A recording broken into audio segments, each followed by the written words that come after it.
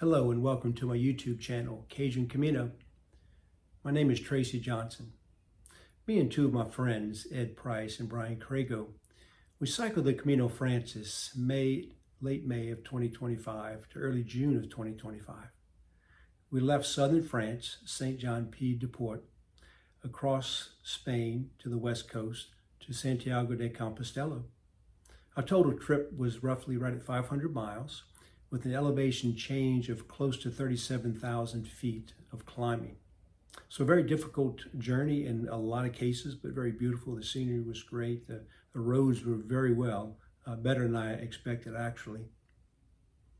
You know, when cycling the Camino, some of the roads, when you're having to push a 50 to 60 pound bike, it can be difficult. Some of the grades were up to 20 to 23%.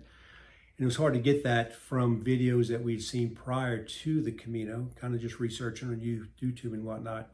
Most of the videos are from walkers. So I had no intention of starting the YouTube channel.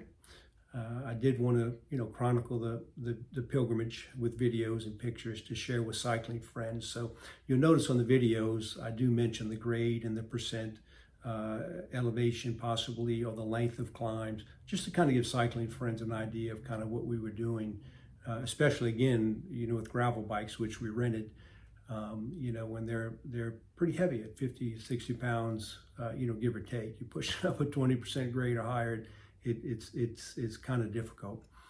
The weather was great. The total of the 12 days, we had 1 day of rain. The rest was in the low 50s in the morning, maybe upper 40s, with low 70s during the day. So very nice weather to cycle the Camino.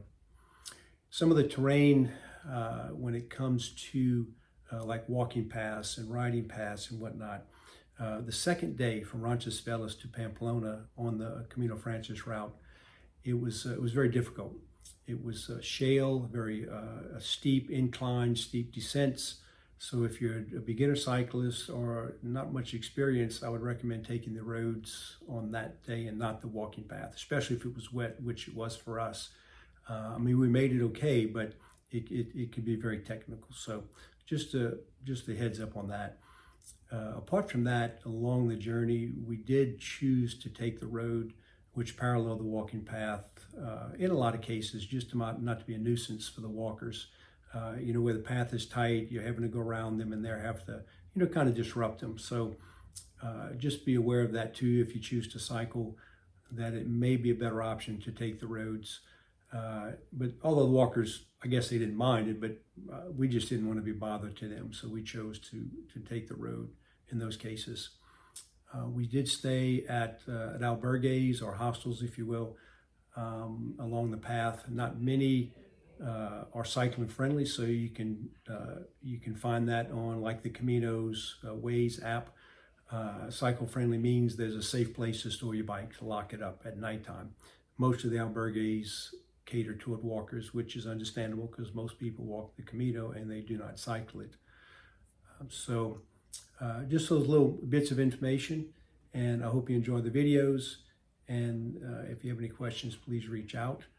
I have a total of 12 videos, and each one, I think our shortest day was 30 miles, longest day right at 65 miles. At the beginning of the video, I have the beginning town and the ending town with the total miles and the total time. Now the total time is the total time, meaning when we left in the morning and got there in the afternoon sometime. It wasn't the total ride time. So we did stop to eat, of course, and stop at churches to visit and just sightseeing and so forth and whatnot. So I think our longest day was 12 hours. So it could take a while.